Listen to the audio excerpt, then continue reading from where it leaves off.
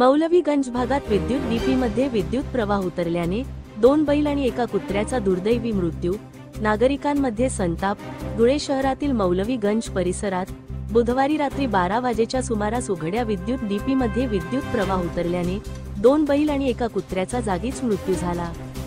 या घटनेमुळे स्थानिक नागरिकांमध्ये संतापाची लाट उसळली असून सुरक्षेच्या प्रश्नाकडे गंभीरपणे लक्ष देण्याची आवश्यकता निर्माण झाली आहे. विशेषतः या विद्युत डीपीजवळ महिलांसाठी शौचालय तसेच समोरच शाळा असल्यामुळे परिसरातील लोकांना तीव्र चिंता व्यक्त करावी लागत आहे.